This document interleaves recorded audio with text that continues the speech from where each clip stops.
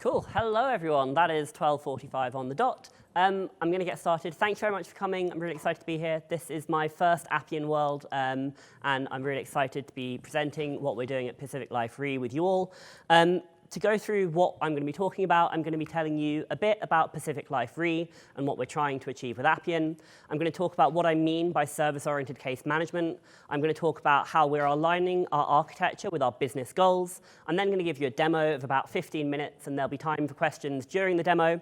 I'm then, in the last 10 minutes, going to do a technical deep dive. It does get really nerdy, I think really interesting. The doors will be locked then, so if that's not up your street, sorry, it's too late. And then some final questions at the end. So, who are we and what are we trying to achieve with Appian? We are a global life reinsurer operating in Europe, Asia, Australia, and North America. We provide protection, savings, and retirement products, as well as financial and structured capital solutions, and we're part of Pacific Life, which is a US mutual insurance group. In terms of what that actually means, reinsurance means we sell insurance to insurance companies. Protection products reinsure life insurance, so our clients make a claim if they have more deaths than they expected. Savings and retirement products insure pensions and annuities, so our clients make a claim if people live longer than predicted. I like to say that on average across the business, we want people to live an average amount of time. And I think like a lot of reinsurers, we have historically grown by working harder, increasing our headcount, but now we're trying to work smarter, and we're trying to decouple our cost to run the business from the volume of business that we do. And that is where Unify comes in. Unify is our global back-office transformation program, which is focused on 3 key pillars. First, enhancing the employee experience, so reducing rework, reducing the need to swivel chair across multiple disconnected systems, reducing frustration and tedious manual activities, and allowing our employees to focus on the value-add activities. We also want to improve our efficiency and our effectiveness. We're doing this by optimizing our processes, reducing the need for rework and manually going back and changing things and doing things again. And we're doing all of this to support our business's ambitious growth plan. And our team, Digital Process, is a persistent team within the business. We sit within the business, not with IT, but we work very closely with IT. And our team's mission is to build digital products that deliver business value and are loved by users. There are 3 components of our team. Process management, which is defining our business processes and advising the business on how those can be improved. Case management, which is what I'm going to be talking about today. And then automation, so RPA and analytic processing, because as a reinsurer, we have a lot of large data sets, and we want to be able to put workflow and controls around the processing of those data sets. And we see Appian as a gateway to a wider set of capabilities. We want to build an end-user front end to all of the automations and integrations that we're going to be building out across the enterprise. And we want to provide single pane of glass views of our users' data and actions across their business process, so that people have one place to go to do their work and one place to go to track and manage their work. And this brings us to service-oriented case management, which is probably, at a high level, case management, a concept you're familiar with. It's fairly bread and butter Appian, and most Appian applications are building out some form of case management capability. What we mean by case management is a systematic approach to handling and processing cases. And a case is a collection of related activities that you need to manage in order to achieve a specific outcome. So we define a process as the value to be delivered. And a process consists of a series of steps that need to be taken to achieve that outcome. And then cases and activities are instances of processes and steps. And on the process, we define who is responsible for delivering that process, how long it should take, what the SLAs are. On the steps, we define the actions that you need to take to deliver that process. We can group steps into groups that need to be done in sequence or tasks that can be done in parallel, so as having work assigned to multiple users at once. We define deadlines for steps and how long they should take, and who is responsible for completing them. And then all of that translates into a case which has a particular date that it's due and a particular owner within a team, and an activity which has a particular deadline and a particular start and end date. And what we do is we create, modify, delete data specific to a process and specific to a case throughout the lifecycle of a case. And that's where that orange box comes at the end. So we have 3 levels to case management. The first level is the generic, what is our process, what do we do? The second level is the generic, here is the case, here is the instance of this process. And then at the end, we've got the data that you capture that's specific to that instance of that process. So this is fairly standard Appian, potentially conceptualized in a more generic way than you might normally see. In terms of how we do this, we see there being 3 different approaches to building applications with Appian. The first, which is probably something a lot of people in this room have done, is to build an application that's bespoke to your business process and build one application for each business process that you manage in Appian. And this is great. Like anyone who's been on the receiving end of an Appian deliverable using option 1 will tell you that it's fast, it's easy, it's tailored to your use case. The downside of this approach is that it requires careful management, and as you start to scale your Appian estate, you can incur maintenance overhead and technical debt because everything exists independently. The second alternative that a lot of customers go for is building a single master application that covers all of your Appian use cases. I think calling this a monolith is not unfair, and I don't think that a monolith is necessarily a bad thing, and there are a lot of benefits to this approach. You get a consistent user experience, so people know what they're getting and know what they need to do. You can easily ensure alignment with platform standards. The issue with this approach is that it can become difficult to evolve and maintain as you need to regression test your changes and ensure that you're not breaking complexly interconnected functionality. And so our approach is slightly different, and it involves separating out our process-specific services and the common components, which we call case management, and managing those as interoperable modules. This management, this integration, is done with what we call dynamic components. And essentially, we have the process-specific services which reference data within case management and can move the workflow forwards. Case management uses the dynamic components to embed views and actions from the process-specific service. And the dynamic components, in turn, is well-defined and well-managed so that you don't introduce a big, messy dependency that spans across your application and makes it difficult to deliver when you need to. This approach means that you get a consistent user experience, but where there's complexity and where there's cross-app interdependency, it's well-managed and well-defined. So let's just zoom out from what we're doing and talk a little bit about why we're doing this. And I want to talk about our business goals and how we're aligning our architecture with our business goals. So there's 3 things I want to talk about. First, our business architecture. Second, our transformation program goals. And third, our approach to software delivery and our aspirations for scaled agile development. First, on business architecture. Business architecture is focused on defining an operating model that is globally consistent. And case management supports this by enabling the design and delivery of workflow solutions which are managed within case management. So where business architecture defines the organizational design, the who and what, the roles and responsibilities, in case management you have teams and role profiles, which are Appian groups but that correspond to teams and roles within the org chart.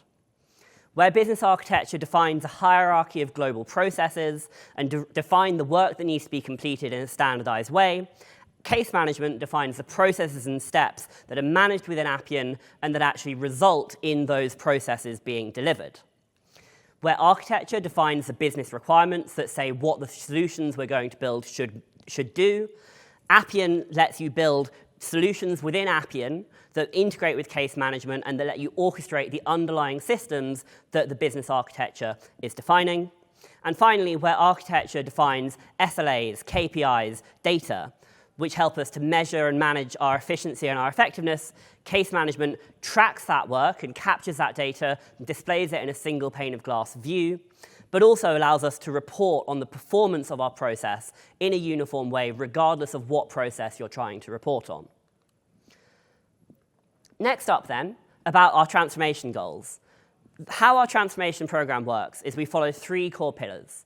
First, we baseline and re-engineer our end-to-end process. So we define what the business process is now, and then we define how it's going to change and be improved in the future.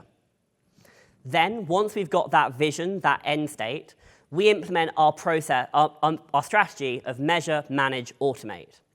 So we start by implementing a shallow workflow, which doesn't have a load of bells and whistles and doesn't necessarily integrate with all of the solution components, but that does capture views and actions and data that you need to drive the process forwards.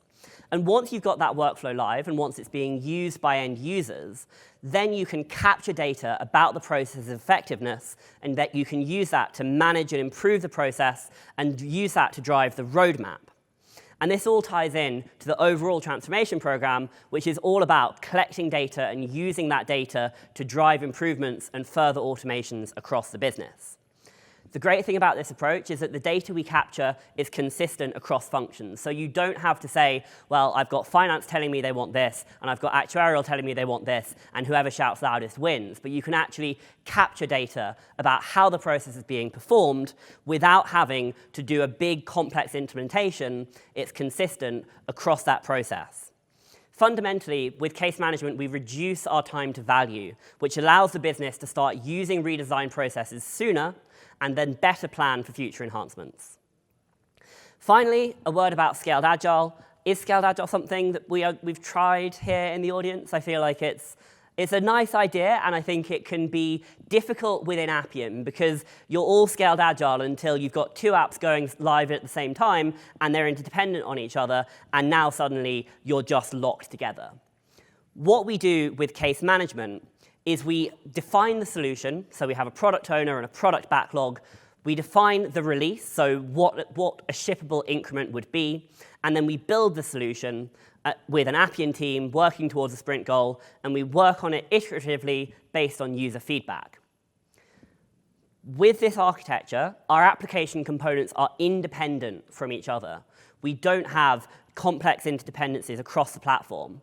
And so we can do Scaled Agile and have a release cycle that is dependent on passing quality gates and business readiness, and that isn't dependent on, when can we untangle these dependencies from each other? So we release processes when they're ready to deliver value without compromising on quality.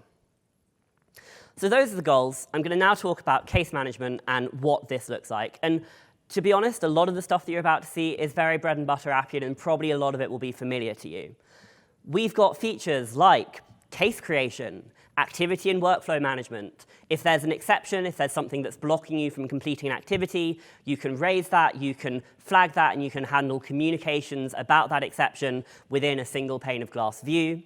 We have communication and commenting. We have reporting and analytics. We deliver this within a great user interface and experience that's consistent. And we define user roles and permissions that secure access. And we do all of this in compliance with our organization's security requirements. What this looks like is we have an admin console where you can see your processes. And this is a process we have. So to just stop and give you a little bit more detail about this particular process, client account and claims management is the overall group of processes, and then file receipt and storage is the first instance of that. Essentially, as part of writing our contracts, our clients agree to send us data about the number of claims they've received or the number of policies they have in force. And we use that to understand what our financial position is so that we can release that to the wider business for use in financial reporting. As part of that, we have three sub-processes. File receipt and storage, where the business send us their data, and we put it in the right place, do some initial checks, and then say, yes, this is good to go. Client file processing is when we take that data, pass it through various transformations, and ultimately embed it in our accounting system of record. And then finally, accounts release, which is where we say, here are the results that other people in the business can now use. This is the first process, file receipt and storage. I'm going to give a demo of what this looks like to use in a little bit. Here is case management homepage. So this is what users would see when they log on a daily basis. So they'd see a grid of cases, some KPIs. They can switch between different views. They can see RAG statuses. They can create new cases. Again, I'll walk through all of this in more detail. Finally, this is the cases summary view. So you've got some information at the top that's consistent across all cases. On the left, you've got a workflow that says, here is what we've done so far, here is what we've still got to do. On the right, we've got event history.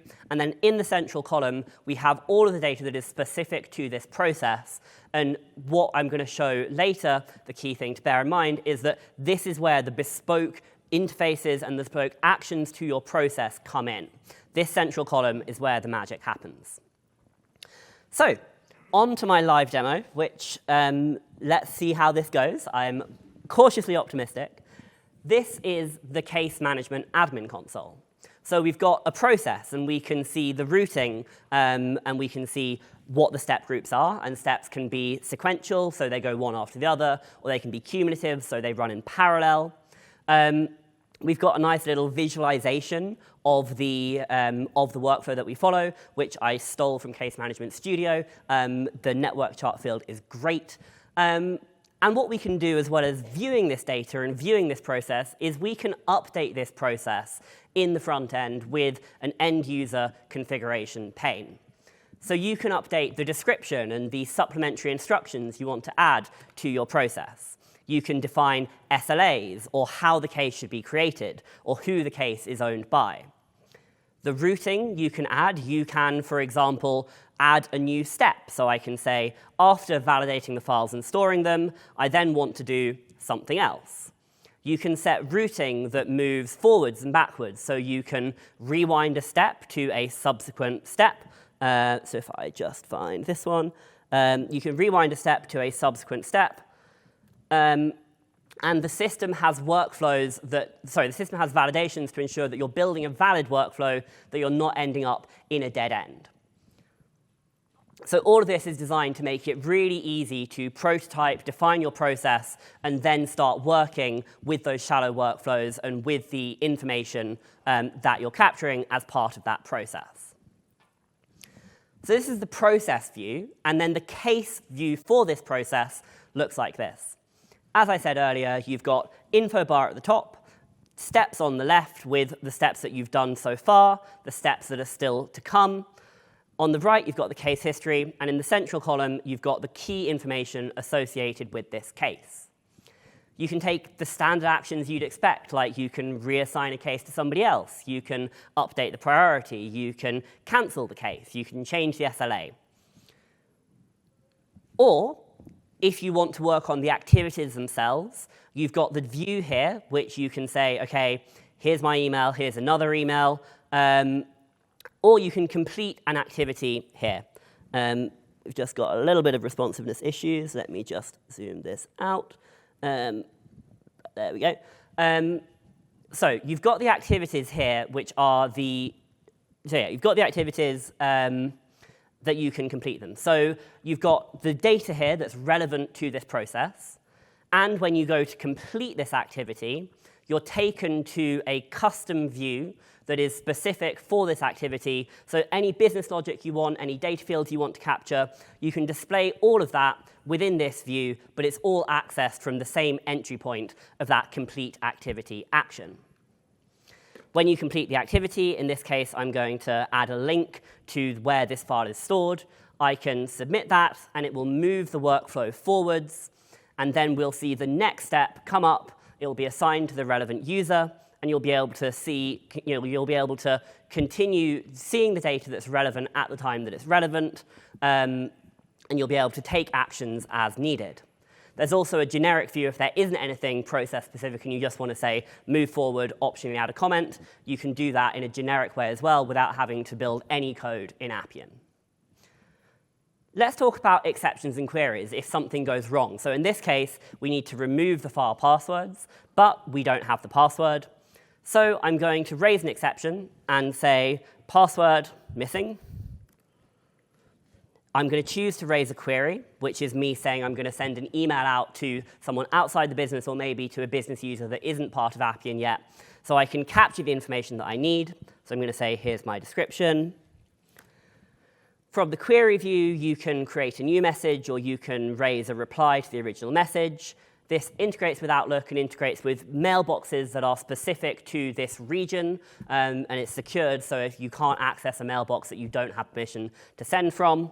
And then when I send the email, that will go out to whoever it's sent to, and will be available for, and then when people reply saying, hey, here's the information back, that will feed back through into Appian. So to show you what that looks like, we've got the exceptions and queries view, and here's one I made earlier. Here's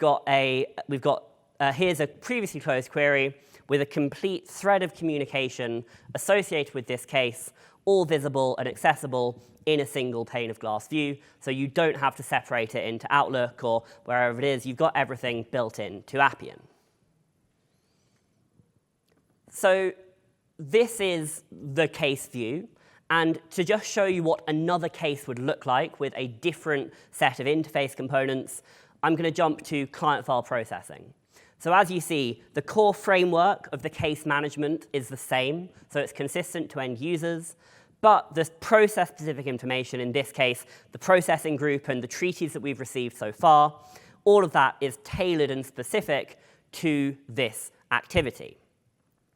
And again, when you complete this activity, it will again show you, here is data, and in this case, we've got a validation, so we're not able to proceed, but this will again be bespoke to this activity. Finally, to show you how this all comes together and to show you the user's homepage, we've got the case management homepage here, where you can see either an activity view, which is focused on the tasks that you need to do. So you've got the deadlines on the right with things that are overdue, things that are not yet due. You can see if there are exceptions blocking the activities from completion. You can see who they're assigned to and kind of the core generic case information. Alternatively, there is the cases view, which is focused on what are the overall outcomes that I'm responsible for. So not just your day-to-day operational tasks, but there's something that has been going about different people. I might need to follow up on it and see, hey, has this person done the thing they're meant to do? All of that comes into a single place. Final thing that you can do is you can raise new cases. So you can say, hey, I want to create a new case. In this case, let's say SAP release accounts. Again, you can create data that is specific to this, process. So in this case, I'm going to select I think this one. I'm going to select a release case. I'm going to select it for this accounting period. And then when we create that case, you'll see it on the home page with a little banner, and you'll be able to jump into the case that you've just created. And this is for cases either that you are tracking the work on, or it can be that you're creating a case that somebody else needs to then go deal with, like you're submitting a new treaty that we've just signed, and you want somebody else to then go and take that across the different steps. It's a consistent experience regardless of how it's configured. That's it in terms of the functionality. I'm going to talk a bit more about reporting, but I think this is a good point to stop for questions. Any questions on anything we've seen so far?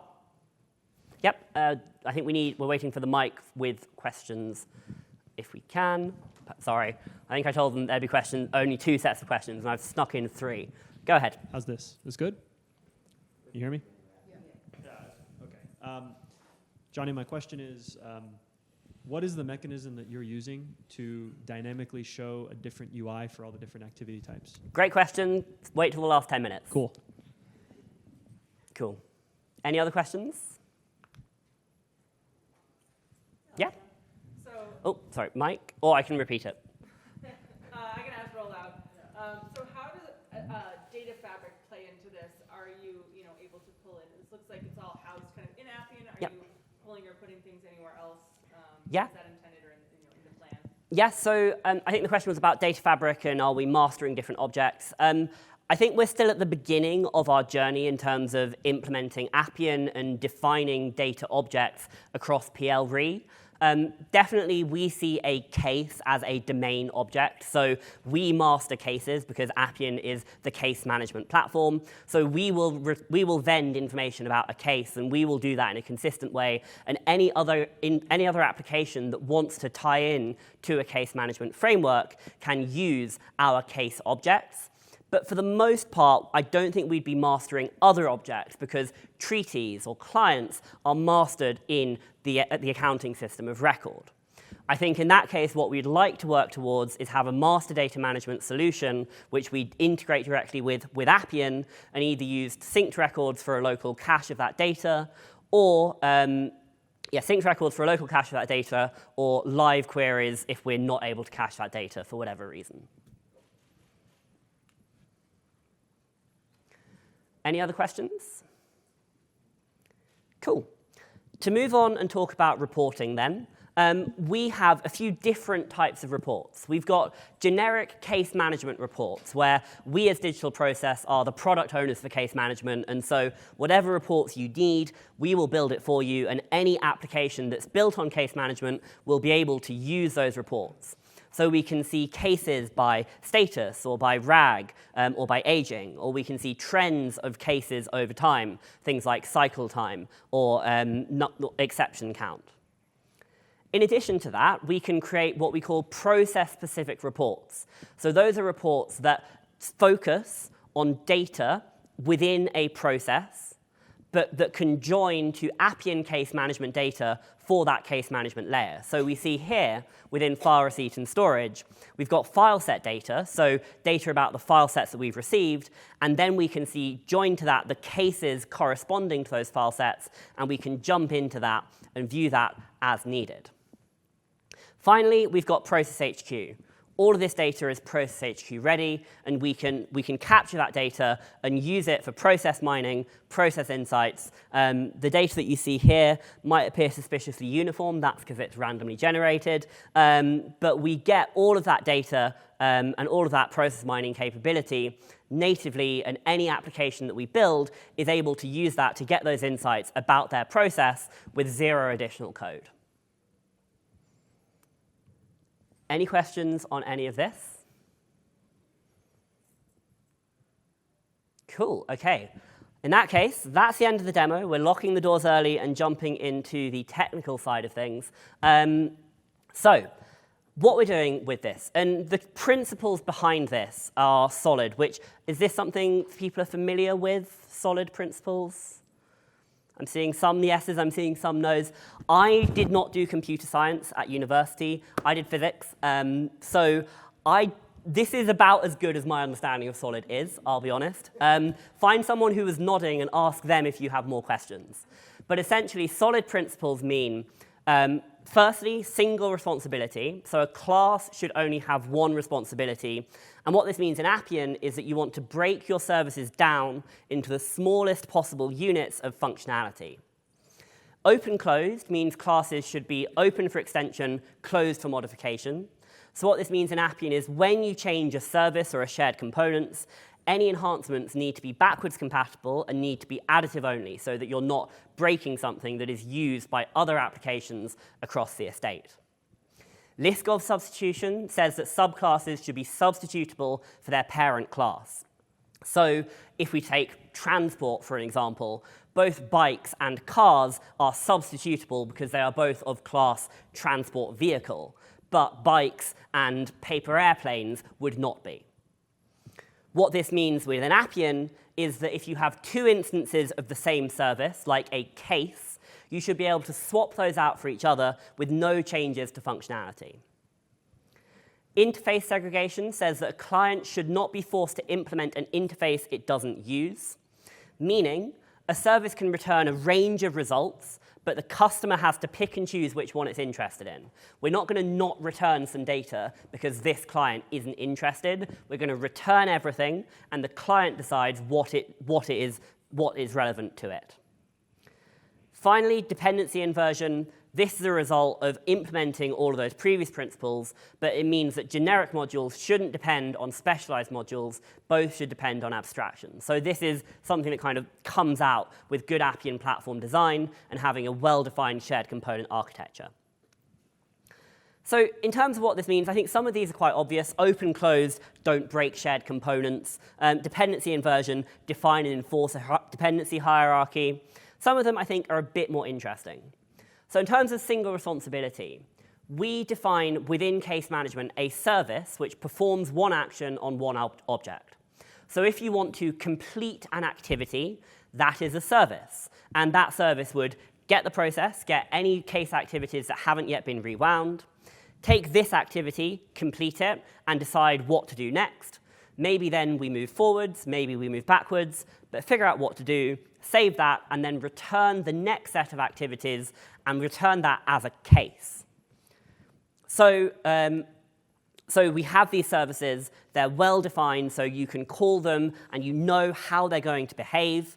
And the important thing here is to keep that single responsibility. So we wouldn't, for example, complete an activity and as part of that, complete the case because it's the last activity, because that activity doesn't actually know that the case can be completed. Instead, we'd say, I'm going to complete this activity, this operation is done, and now I'm going to return up to a handler to say, OK, the process can now be completed, and then a separate service does that complete case activity. Sorry, that complete case service.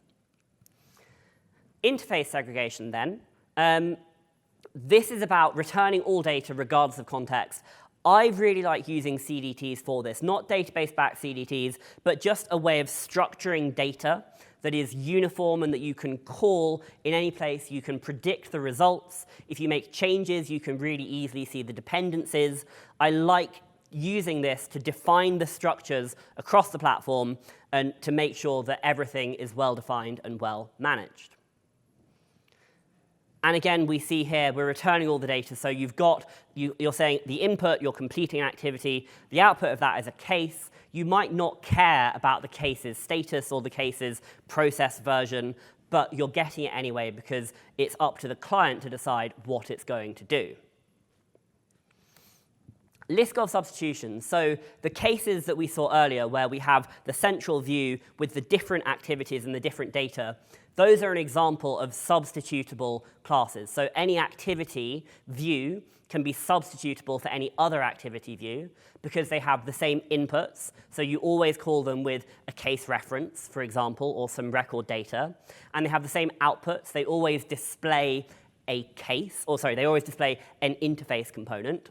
Even if the actual result is different, even if the contents of the box is different, the box itself is the same in structure and form, so they are substitutable for each other.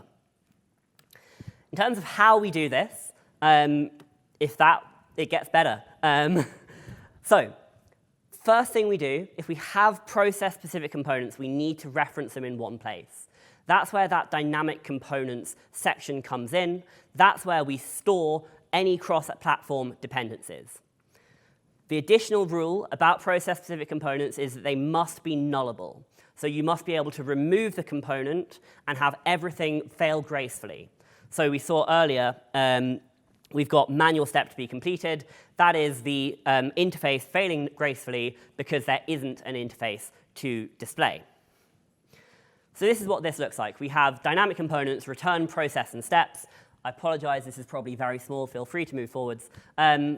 Where we say, OK, here is the process code, and then route it to display the particular set of components that we return for this process code. If the process code isn't found, we return a map, but we make sure that it's null safe and that it isn't going to break. Second thing we do, this is where it gets more interesting, we store query rules and interfaces as references and then decide at runtime which rules to execute. So what that means is we have on line 5 a query rule. Rule cacum query rule file set case. We have on line 22 a display rule. Cacum sec associate files to case. Those are references to rules, but they are not executed at this point. You'll notice that they're missing the brackets, which is what tells Appian to execute a rule. This is supported sale. If you dig around in things like Case Management Studio or some of the Appian solutions, you'll notice they do things like this a lot. Supported sale, but probably something you might not have heard of. So we decide at runtime which rules we're going to execute. So what that looks like is we have a variable that says, OK, get the process that I want to return, and then take the interface reference and execute that reference. So we see we've got new case.interface, and we've got the brackets here showing that's telling Appian, OK, now you can execute this interface. Great question.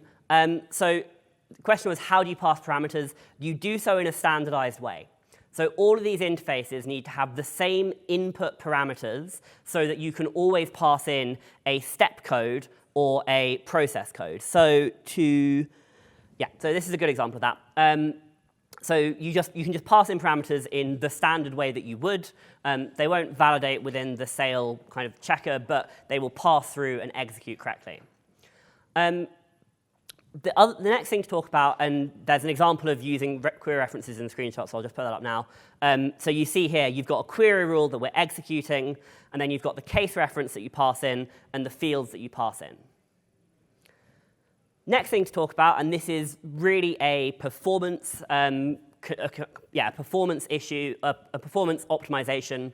So use record features like query record by identifier and related record data to perform fewer but bigger queries.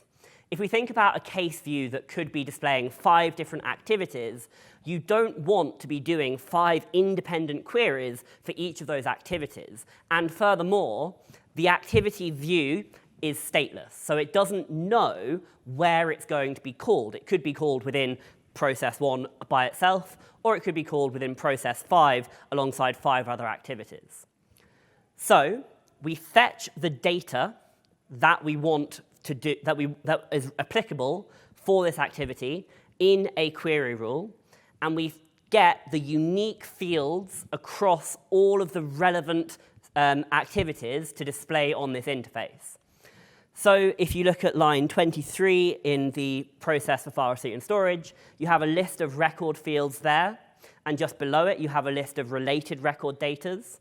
So you can fetch those, get the unique values, pass that into the query rule, and then pass the queried data into your child interfaces so they're using that data that's been cached at the top level rather than re-querying each time. Any questions on that? Cool.